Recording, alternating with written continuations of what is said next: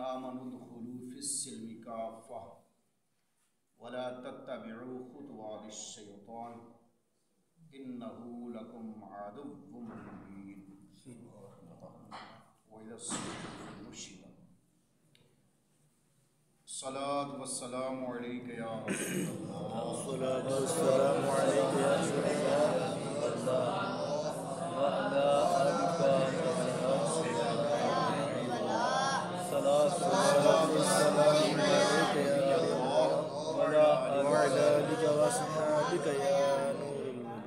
नफली एतिकाफ़ की नियत मेरे साथ मिलकर आप कर ले सब। नवैतु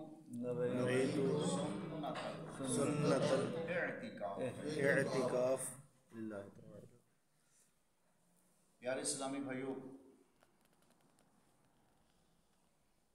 सबसे बड़ी कामयाबी पता क्या है? कुरान ने फरमाया कि जो जहन्नम से बचा कर जन्नत में चला गया वो सबसे बड़ा कामयाब है। सबसे बड़ी नाकामी ये है कि कोई जन्नत में जाने से महरूम हो गया और जहन्नम में चला गया। यूं समझ ले फाइनल राउंड वही है, उसके बाद कोई आलम नहीं है। नेकी की आज कदर नहीं है हमें, लेकिन ये उस वक्त पता चलेगा जब मैदान महशर में बुलाया जाएगा फलां बिन फलां अपने हिसाब के लिए आ जाए। तो लिहाजा पहले मैं नेकी की अहमियत समझाकर, ताकि आपके अंदर एक तलब पैदा हो, फिर आगे बात छेड़ेंगे। सरकार की बात भी करेंगे और सरकार के दीन की भी,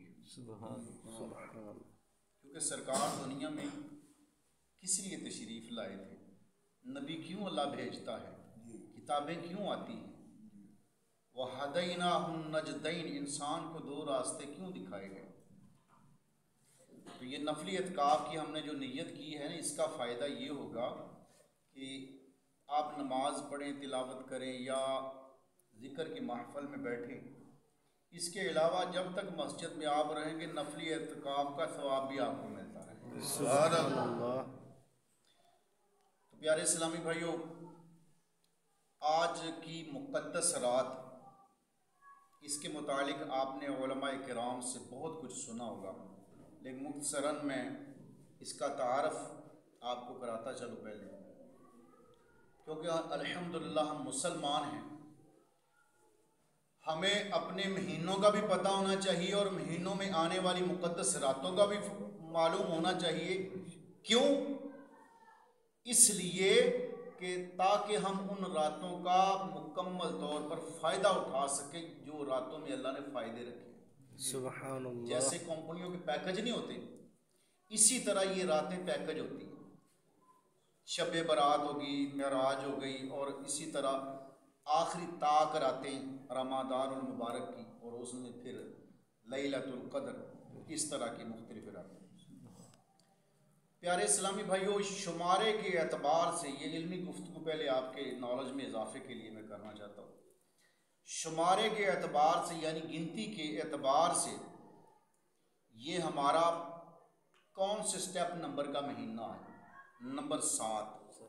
कौन सा महीना है जी? 7। 4 हुर्मत वाले महीने जिनका कुरान में जिक्र है वो 4 है। 12 महीनों में 4 ऐसे हैं जिनका जैसे तमाम नबियों का कुरान में जिक्र नहीं आया, औरतों में सिर्फ बीबी मरियम का नाम है, सहाबा में सिर्फ एक ज़ैद जो हज़रत खदीजतुल कुबरा के निकाह में साथ है, ज़र खरीद गुलाम। तो ये खुसूसियात मिली, और महीनों में रमज़ान मुबारक का नाम आया है। बाकी हुर्मत वाले महीने जो हैं उनका जिक्र आया 4 महीने। एक रमज़ान मुबारक का महीना कुरान में जिक्र है, और इसके स्टेप के एतबार से ये 9वां महीना है। इस्लाम में कौन सा महीना है? 9वां महीना। और पहला महीना इस्लाम का कौन सा है? मुहर्रमुल हराम। ये तरतीब के लिहाज से पहला महीना। फिर जनाब ज़ुल्हिज्जा, जिसमें हम कुर्बानियाँ होती हैं और हज होता है, इसका भी कुरान में जिक्र है। और ये तरतीब के लिहाज से कौन सा महीना है जी? 12वां आखिरी महीना। और ये रजब, इसकी आज 27वीं शब है। कौन सी शब है? 27वीं। और एक और आपको इस्लामी मालूमात का नुक्ता समझाता चलूँ कि इस्लाम में पहले रात आती है, दिन बाद में आता है। इस्लाम में क्या होता है जी? रात पहले आती है। हाँ, इस्लामी तारीख जो है ना वो मगरिब से शुरू होती है, याद रखना। हम कहते हैं पहली नमाज फजर है, नहीं जनाब, पहली नमाज मगरिब है, याद रखना। इब्तदा इस्लाम की तारीख की मगरिब से होती है, याद रखना। रात पहले आती है और दिन बाद में आता है। तो इस मुबारक महीने की 27वीं शब, 26वां दिन गुजर गया, 27वां दिन आगे आना है। इस रात को अल्लाह तबारक व तआला ने हमारे आका व मौला मक्की मदनी मुस्तफ़ा सल्लल्लाहु तआला अलैहि व आलिहि वसल्लम को अर्श आज़म पर बुलाया। तो मेराज कई अंबिया को हुई हैं, लेकिन मुख्तलिफ अंदाज में हुई। और ये मेराज जो जिसका जिक्र हमने पढ़ा और सुना है, ये नबी करीम सल्लल्लाहु अलैहि वसल्लम के मौजज़ात में आपका खासा है। खासा इस चीज़ को कहते हैं कि जो आप में क्वालिटी है, ये खूबी है, ये और किसी में भी नहीं है। ऐसी मेराज किसी नबी को नहीं हुई। तो लिहाजा इस मेराज में अल्लाह तबारक व तआला की बारगाह में नबी करीम सल्लल्लाहु अलैहि वसल्लम हाज़िर हुए और दीगर उलमा से आपने उसके मामलात सुने हैं, सैर भी की। मेरे आका सल्लल्लाहु अलैहि वसल्लम ने फरमाया कि जन्नत में मैंने एक औरत को देखा, तो मैंने जिब्रील अमीन अलैहिस्सलाम से पूछा कि ये औरत किस अमल की वजह से जन्नत में आई। मकसद ये था कि मैं भी अपनी उम्र को बताऊँ। तो जिब्रील अमीन अलैहिस्सलाम ने अर्ज़ की, या रसूलल्लाह, इस औरत को इस वजह से जन्नत मिली है कि इसने एक प्यासे कुत्ते को पानी पिलाया। फिर आपने फरमाया एक औरत को मैंने जहन्नम में देखा और पूछा ये किस जुर्म की सज़ा में आई। जैसे कैदियों को लोग केड़े जुर्म की सज़ा चाहिए किसी ने, तो बताया गया कि इसने एक बिल्ली को कैद कर दिया था जो भूख और प्यास की वजह से मर गई। इस सज़ा में अल्लाह ताला ने इसे जहन्नम में भेजा। इस बात से रिजल्ट पता क्या निकालना चाहता हूँ? जैसे कुरान में इसका जवाब मौजूद है, फमन यअमल मिस्क़ाल ज़र्रतिन खैरन यरा, तो जिसने एक ज़र्रे के बराबर अच्छाई की वो भी देख लेगा। ये अच्छाई बुराई पर जनाब फैसले होने। अशरा मुबशरा सहाबा किराम के मरते दम तक आंसू खुश्क नहीं हुए। हम सिर्फ कलमा पढ़कर बेफिक्र हो चुके। हर वो काम करने के लिए तैयार हैं जिससे हमारे दिल को तस्कीन और खुशी मिलती है। उस काम को करने की कोशिश नहीं करते जिससे अल्लाह और अल्लाह का रसूल राजी। मैं इस बात की कसम खाकर कहता हूं, अगर दाढ़ी उतारी जाए तो अल्लाह का हबीब राजी नहीं होता। आप काफ़ी मजलिस अरबी का लफ्ज़ है, महफिल भी कह देते हैं। मेराज की महफिलें देखी, मिलाद की महफिलें दी, इतने इतने जलसे हुए, उम्मत की हालत नहीं बदल। पता क्यों? सिर्फ सुनाने और सुनने का काम हो रहा है, अमल की तरफ उम्मत को दावत नहीं दी जा रही।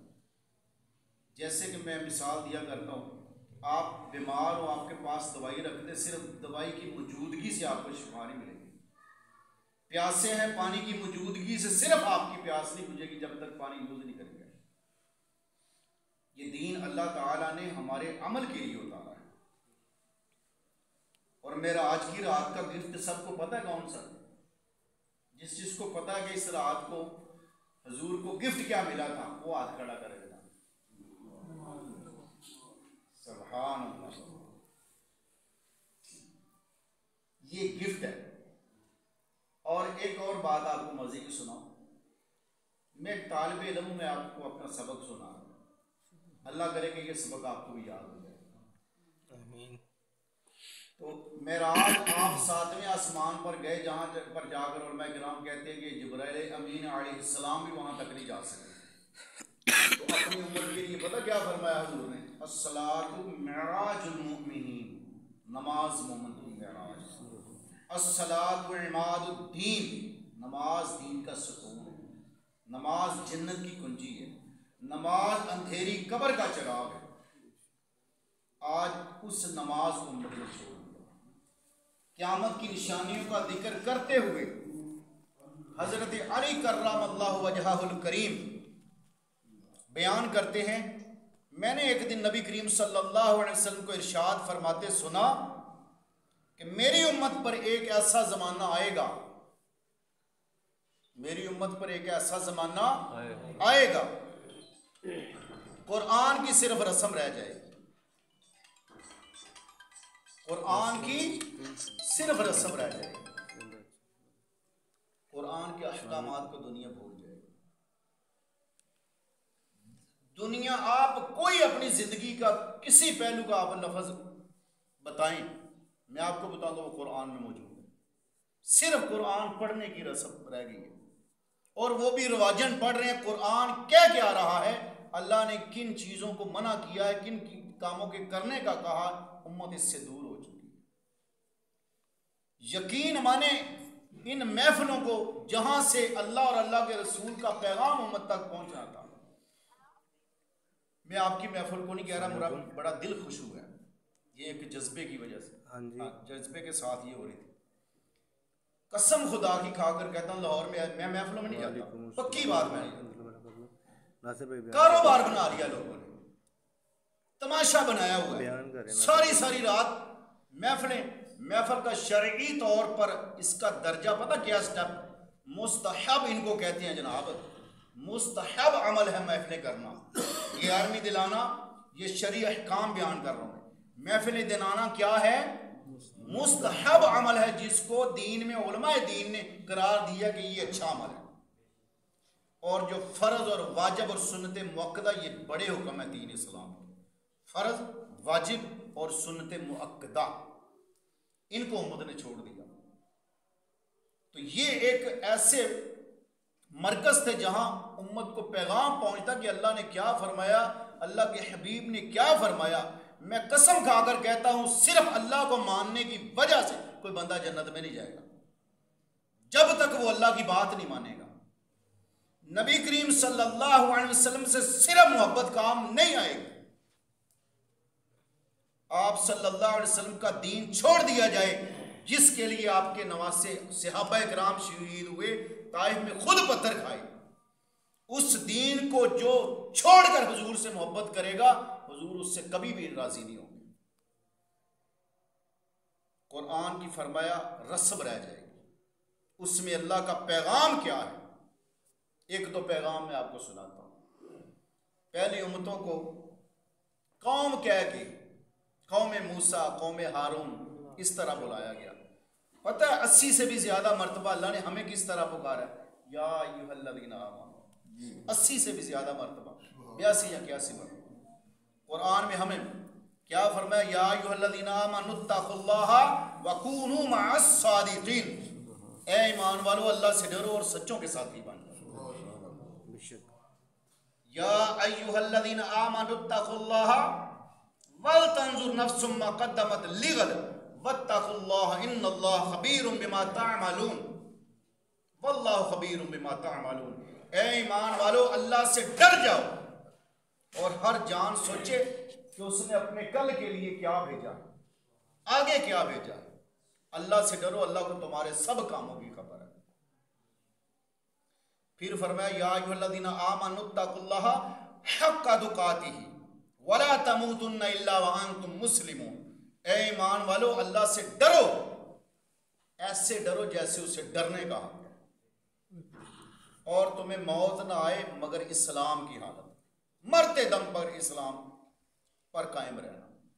तो प्यारे इस्लामी भाइयों, एक तो इरशाद फरमाया कि मेरी उम्मत पर वो वक़्त आएगा कुरान की रस्म रह जाएगी।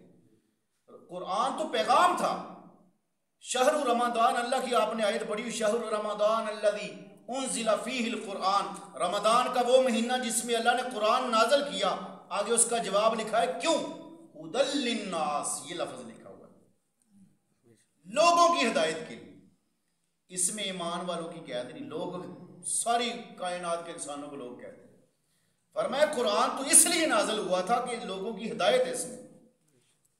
इन्ना हादल कुरान यहदी लिल्लती हिया अक़वम, कुरान वो रास्ता है बताता है जो सबसे सीधा।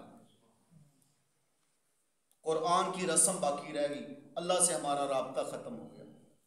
अल्लाह को मान रहे हैं लेकिन पता ही नहीं कि हमारे रब ने हमारे लिए क्या हुक्म भेजा है, हमारे रब को क्या पसंद है और क्या नहीं पसंद है।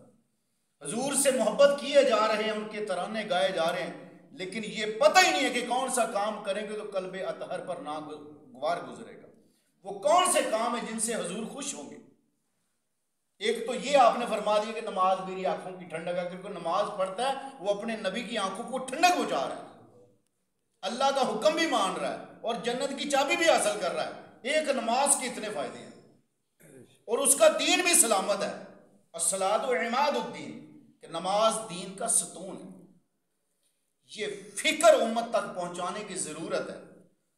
मोजज़ात करामात के हम मुनकर नहीं, हम अहले सुन्नत मानते हैं, लेकिन वो बुजुर्गों के काम थे, उन्होंने किया, वो अल्लाह से जज़ाए खैर पाएंगे जाकर। लेकिन हमने क्या करना है, हमने इस बात को तय करना है कि हमने कलमा क्यों पढ़ा, रब को मानने का मतलब क्या है, कुरान को मानने का क्या मतलब है, नबी करीम सल्लल्लाहु अलैहि वसल्लम को आखिरी नबी मानने का क्या मतलब है। इन चीजों को जब तक हम नहीं समझेंगे, कसम खुदा की हमारी जिंदगियां जाया जा रही। कब्र में जाकर माने तो क्या माने। हजूर ने फरमाया सहाबा जानते हो कब्रों वालों को सबसे ज्यादा हसरत क्या होती है। कहने लगे या रसूल क्या होती है। आपने फरमाया तुम सजदा करते हो तो वो हसरत करते हैं कि वो सजदा नहीं कर सकते, या अल्लाह काश हमें दुनिया में भेज, हम तेरी बारगाह में जिंदगी में एक सजदा कज़ा नहीं करेंगे। नमाज तो एक बहुत बड़ी चीज है ना, एक सजदा भी नहीं छोड़ेंगे। तरस रहे हैं। फरमाया वो हसरत करते हैं कि तुम तिलावत करते हो वो कर नहीं सकते, तुम रोजे रखते हो वो रख नहीं सकते। मरने के बाद पछताए तो क्या पछताए, मरते वक्त तो फिरौन ने भी जनाब कलमा पढ़ा था, याद रखना, और इससे पहले भी वो ईमान ला चुका था। हाँ याद रखना, 5 मरतबा वो ईमान ला चुका था, लेकिन बाद में फिर वो मुनकर हो जाता था। जब अदाब टल आता था तो जनाब कहता था मैं जनाब मान लिया माफ कर दो। वो 5 कौम के फिरौनियों के अदाब कुरान में पढ़ के देखिए। और फिर उसने डूबते वक्त कलमा पढ़ा, लेकिन उलमा किराम ने फरमाया कि वो मौत के खौफ की वजह से ईमान लाता था, लिहाजा वो पक्का मुसलमान नहीं होता था। उससे पहले भी 5 मरतबा अदाब आए तो वो इनकार कर चुका था। तो मेरे मोहतरम इस्लामी भाइयों, जब जिंदगी खत्म हो जाएगी तब इसकी वैल्यू को पता चलेगा। आज मौजूद है, हम इसको ज़ाय कर रहे हैं। किन किन चीज़ों में उम्मत पड़ी हुई है। तो मेरे नबी ने फरमाया कि कुरान की रस्म रह जाएगी, सिर्फ हिफज भी करेंगे बच्चों को, उस तो बाद जनाब ये नहीं मालूम करेंगे कि कुरान के अंदर। कसम खुदा की हिफज की फजीलत है, लेकिन अगर कोई मुझसे मशवरा करता है, मैं उसे कहता हूँ बच्चे को आलम दीन बनाओ, हाफिज ना बनाओ। अगर बनाना है तो फिर हिफज करा लो, सिर्फ हिफज ना कराओ, उससे बच्चा गधे का गधा सारी जिंदगी रहेगा। वो अरबी सुना सकता है लेकिन आपको ये नहीं बता सकता कुरान क्या कह रहा है। हाँ यकीन माने, कुरान का मकसद तफसीर माना के बगैर उसका मकसद ही नहीं आपको मालूम होगा। इतनी तफसीरें उलमा किराम ने लिख दी जनाब। तो ये कुरान को समझाने के लिए मेरे नबी ने फरमाया मेरी उम्मत पर वक्त आएगा कुरान की सिर्फ रस्म रह जाएगी। दूसरी बात, मेरे नबी सल्लल्लाहु अलैहि वसल्लम ने इरशाद फरमाया मेरी उम्मत मस्जिदें बड़ी खूबसूरत बनाएगी, बड़ी खूबसूरतें बनाएगी, लेकिन आबादी से लिहाज से वो बेआबाद हो। मस्जिद किसका घर है? अल्लाह का घर। अल्लाह कौन है? जिसने तमाम जहानों को पैदा किया है। जो नमाज पढ़ते हैं सिर्फ वही अल्लाह का रिज़्क़ खाते हैं। जो नमाज पढ़ने आते हैं सिर्फ वही अल्लाह की नेमतें यूज कर रहे हैं। जो नमाज नहीं पढ़ते उनका कोई और रब है। रब को मानने से सिर्फ नहीं कामयाबी मिलेगी, जब तक रब की बात नहीं मानेंगे। फरमाया मस्जिदें बड़ी खूबसूरत बनाएंगे लेकिन हदायत के एतबार से बेआबाद हो। जुमे के वक़्त जगह ना मिले, उसी जुमे की असर के वक़्त जनाब पहली सब का एक हिस्सा भी पूरा ना हो, ये अफसोस की बात। तो लिहाजा फरमाया ये भी क़यामत की एक निशानी है। तीसरी निशानी, मेरे नबी सल्लल्लाहु अलैहि वसल्लम ने इरशाद फरमाया मेरी उम्मत पर, इसके रावी हज़रत अली हैं रज़ी अल्लाह तआला अन्हु, फरमाया मेरी उम्मत पर एक ऐसा ज़माना आएगा कि इस्लाम का सिर्फ नाम बाकी रह जाए। निकाह के वक़्त मुसलमान, जनाजे के वक़्त मुसलमान, शनाख्ती कार्ड पर वो लिखा होता है ना मजहब, उसका जवाब आगे लिखा होता है अल इस्लाम, यानी कि मेरा मजहब इस्लाम है, शनाख्ती। ये 3 जगह पे मुसलमान शो रहा है। उसकी ज़िंदगी चेक करो, उसका कारोबार चेक करो, उसका घर चेक करो, ज़िंदगी में कहीं भी दीन नज़र नहीं आएगा। कुरान क्या कहता है, या अय्युहल्लज़ीना आमनू दुखुलू फिस्सिल्मि काफ़ा वला तत्तबिउ खुतवातिश शैतान इन्नहु लकुम अदुव्वुम मुबीन।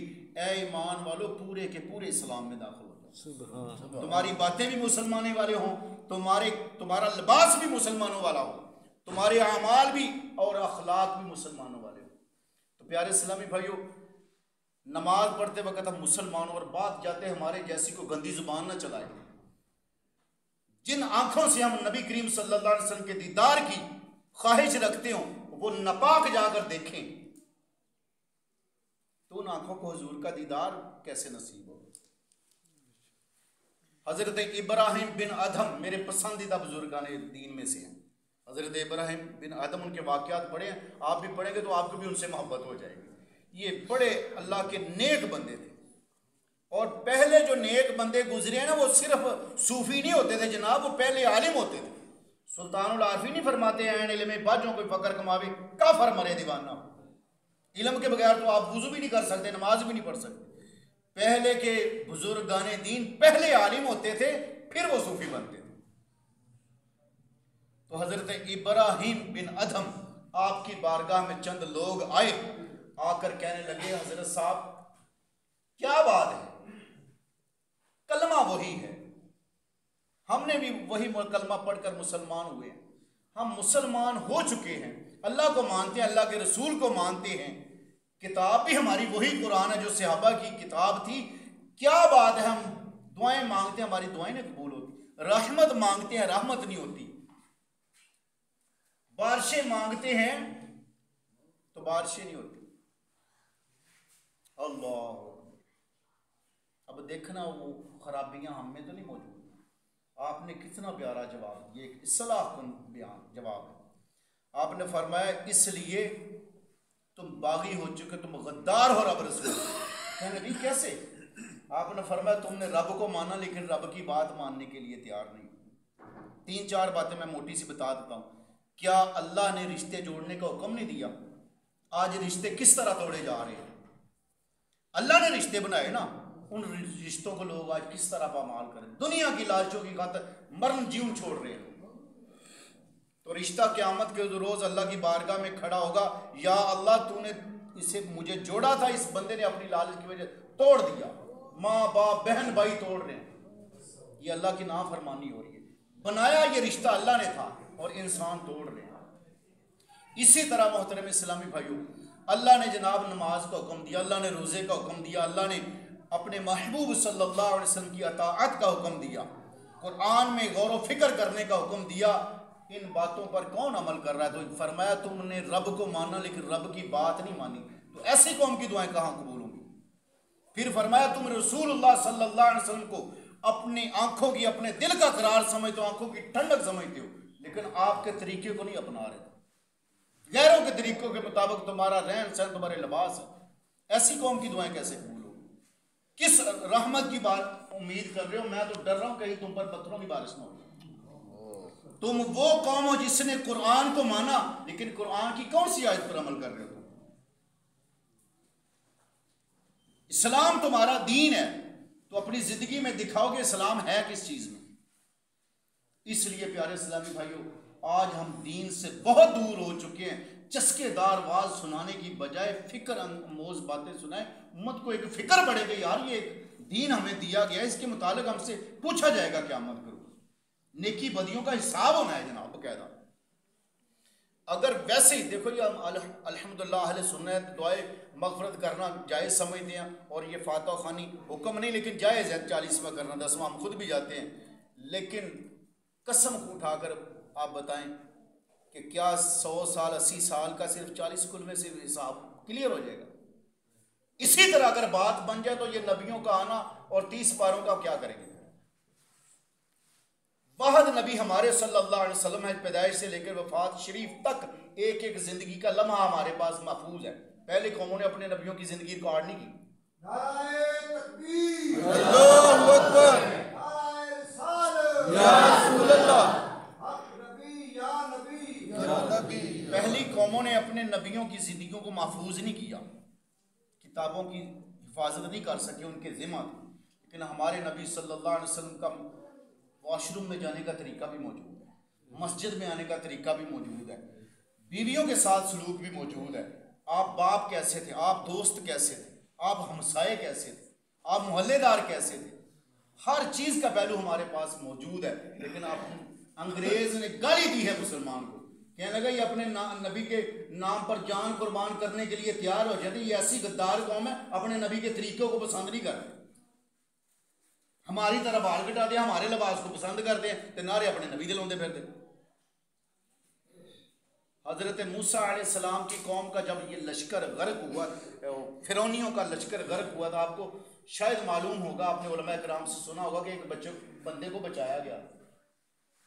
फिरौनी लश्कर में से क्या हुआ था, एक बंदे को बचाया गया था।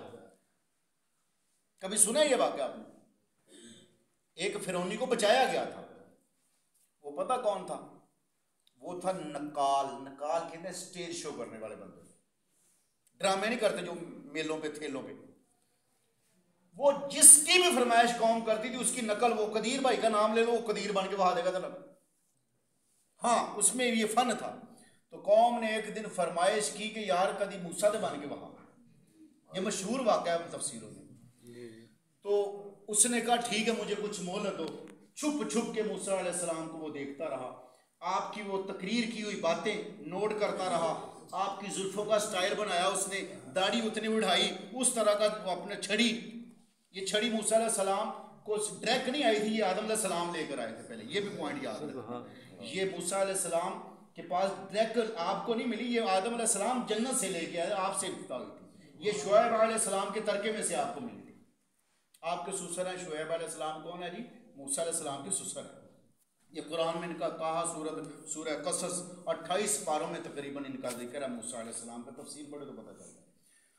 तो उसने जनाब मुकम्मल तैयारी कर ली, मेला आने से पहले पहले उसने तैयारी कर ली। जब वो स्टेज शो पे आया ना, लोगों ने कहा था मूसा हमारे स्टेज पे क्या लेने आ गया, ऐसा हुलिया उसने बना लिया था। तो अल्लाह ने जब जिब्रील अमीन अलैहिस्सलाम को कहा था ना सारा फिरौन का लश्कर गर्क हो जाए तो उस बंदे को बचा लेना, तो उस वक़्त पूछा था हज़रत जिब्राइल अमीन अलैहिस्सलाम ने, या अल्लाह इस बंदे को क्यों, ये भी काफर, मूसा अलैहिस्सलाम का दुश्मन और फिरौन का साथी है, ये भी उन पर अटैक करने के, हमला करने के इरादे से आया था, इसे बचाने की वजह क्या है? अल्लाह ने फरमाया था इसकी वजह ये जो मैं आपको वाक़या बताया कि इसने एक दिन मूसा बन के नकली दिखाया था, नकली मूसा बन के दिखाया था। तो मेरे यार का रूप जब इसने धारा तो उस वक्त मुझे बड़ा प्यारा लगा था, तो मैंने कहा इसको बेईमानी की मौत मिले। तो जो उसकी असल हबीब, सबसे बड़े हबीब, जिसकी उम्मत की जिसका उम्मती होने के लिए मूसा कलीमुल्लाह जैसे दुआएं करते रहे, उस हबीब का कोई हुलिया अपनाएगा जब, तो फिर अल्लाह को कितना प्यारा लगे। सुभान अल्लाह। आखिरी बात सुना के फिर इंशाल्लाह दुआ करते हैं। अल्लाह ने कुरान में फरमाया, ये जो मैं आयत पढ़ रहा था सूरह बकरा की, कि ए ईमान वालों इस्लाम में पूरे के पूरे दाखिल हो जाओ, वला तत्तबिउ खुतवात शैतान, और शैतान के नक्शे कदम पर मत चलो। फिर फरमाया इन्नहु लकुम अदुव्वुम मुबीन, क्योंकि वो तुम्हारा खुला हुआ दुश्मन। दौरे सहाबा में इब्लीस ने अपने लश्करों को जमा किया और कहा कि लोगों से जाओ कबायर कराओ, जाकर बड़े बड़े गुनाह कराओ। जब वो वर्गलाने गए तो वापस आगे कहने लगे यार ये कैसी कौम है, बड़ा वर्गलाया, लेकिन ये जनाब छोटे छोटे तो हो जाते हैं लेकिन बड़ा गुनाह नहीं करते। तो इब्लीस ने कहा इन पर तुम्हारा जादू चलेगा भी नहीं। और डायरेक्ट इनके सामने वही नाज़िल हुई है, अल्लाह के हबीब के पीछे नमाजें पढ़ी हैं, उनकी दिन रात ज़ियारत करते रहे हैं, इन पर तुम्हारा वार नहीं चलने वाला। अभी वो इंतज़ार करो, एक ज़माना आएगा उस वक़्त ये इस उम्मत को गुमराह कर, ये सहाबा हैं, ये नहीं गुमराह हो सकते। ये उम्मत का पहला और सबसे अफजल तरीन तबका है। 4 अदवार हजूर ने अफजल बताए थे, सबसे पहला अफजल सहाबा का दौर, फिर तबा ताबीन, इस तरह उनकी औलाद 4 दौर फजीलत वाले हजूर ने। तो जब जनाब थके हारे वापस आ गए तो इब्लीस ने कहा कि इन पर नहीं तुम्हारा जादू चल सकता, क्योंकि इनके सामने वही नाजिल हुई है, कुरान नाजिल होता है, इन्होंने आंखों से देखा, अल्लाह के हबीब के पीछे नमाजें पढ़ी हैं, उनके हाथ पर बैत की, उनसे तरबियत हासिल की। ये लोग ईमान के बड़े पक्के हैं और ये उम्मत का सबसे अफजल तरीन तबका है सहाबा का। सहाबा की जमात पूरी उम्मत में अफजल तरीन जमात है दौर के अतबार से। तो जनाब फिर क्या हुआ, दौर ताबईन आया, इमाम आज़म अबू हनीफा, इमाम हसन बसरी जैसी हस्तियों का ज़माना आ गया, सुभान अल्लाह, सईद बिन मुसैयब जैसे लोगों का ज़माना आ गया। ये ताबईन का दौर जो सहाबा के बाद आया। उस वक़्त फिर लश्कर को भेजा, तो लश्कर वाले जब वापस आए ना इब्लीस के चेले, तो कहने लगे उस्ताद जी वड्डे वड्डे नहीं असी करवा सके, छोटे छोटे करवा ले उन्होंने को गुना। लेकिन एक ऐसी कौम है सौन लगे वो भी रोत हो गए, माफ करो आगे चिट्टे दामन करा के अपने नाम मार छोटे छोटे करवाने में हम कामयाब हो भी गए, लेकिन सोते वक्त इन्होंने अपने रब से आंसू बहाए, माफी मांगी, फिर नामा माल साफ करके सो। तो ये भी हमारे कंट्रोल में नहीं आ रहे। तो फिर जिक्र आ गया हमारा, इब्लीस ने कहा फिक्रमंद ना हो, एक ऐसी कौम भी आने वाली है जो जिक्र तो सहाबा का करेगी, अपने नबी का जिक्र करेगी, लेकिन उन वाले काम नहीं करेगी। होंगे मुसलमान, बातों से मुसलमान होंगे, लेकिन हरकतों से या वो क्या क्या मैं नाम ले सकता हूँ, मुसलमानों पे वो लफ्ज़ बोलना जायज़ नहीं। तो लिहाजा फरमाया कि इब्लीस कह रहा अपने लश्कर को, एक ज़माना आएगा ऐसी कौम है वो बुराइयों को भी अच्छाइयाँ समझेगी, अपनी मर्जी का दीन ईजाद करेंगे। दीन में कसम खुदा की ऐसी ऐसी बातें हम सुनते हैं, ना वो हदीसों में ना वो तफसीरों में नजर आती, असं सोचने यार कितों दीन जो मसला आ गया। फरमाया इब्लीस अपने लश्कर को कह रहा है कि ऐसी कौम आएगी कान से पकड़कर जिस तरफ भी चलाओगे चल पड़ेंगे। दीन पर चलने वालों की बुराई की जाएगी, कहेंगे असी ना नालो चलेंगे। आपने देखा होगा नमाज ना पढ़ने वाले की पता क्या कह दो, और नमाज पढ़ने वाले नालो सी चलिए। फरमाया ऐसा दौर आएगा कि इब्लीस के लश्कर, इब्लीस ने कहा कि वो नाफरमानियों के बावजूद भी अल्लाह से रहमत की और जन्नत की उम्मीद रखें। हालांकि जहन्नम किन लोगों के लिए, नाफरमानों के लिए। तो वो लोग ऐसे मसले याद करेंगे नाफरमानियों के बावजूद भी जन्नत की उम्मीद रखेंगे। तो प्यारे इस्लामी भाइयों, आखिरी बात यही है कि अपनी जिंदगी में दीन शामिल करें।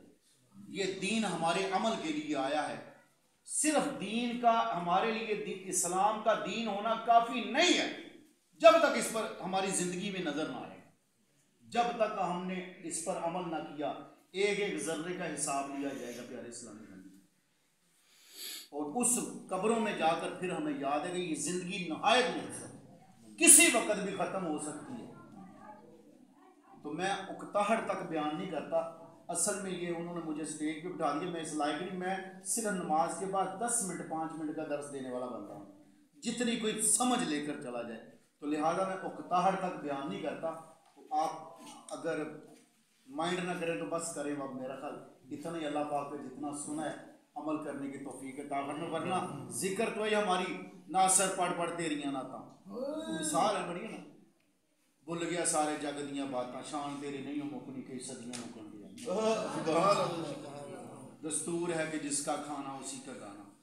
तो ये गुलामी का पटा जो हमारे गल में पड़ा है, तो सिर्फ हम ये नबी करीम सल्लल्लाहु अलैहि वसल्लम की हदीस भी है इस मौजूद कि आपने फरमाया लोगों को आदत डालो, उनको उकताहट मत दिलाओ, यानी कि उनको दीन से बोरियत महसूस वाला काम ना करो कि लोग तंग आकर तुम्हारी बातें सुनते पर मजबूर हो जाए। इतनी बात सुनाओ कि जितना बर्तन है मिसाल के पाला भांडा हो किलो पाओगे, बाकी बार पर उड़ जाना। इतनी बात तलब के मुताबिक सुनो जितनी कोई याद रख सके और उस पर अमल करे। वो 3-3 घंटे 4-4 घंटे का उलमा किराम की यहाँ जिंदगियाँ वक़्फ़ हैं दीन के लिए, वो कर सकते हैं। उनके लिए बात करना मुश्किल नहीं है, मुश्किल सुनने वालों के लिए हो जाता है। तो अल्लाह ताला हमें अमल की तौफीक अता फरमाए। आमीन। सुबहान अल्लाह।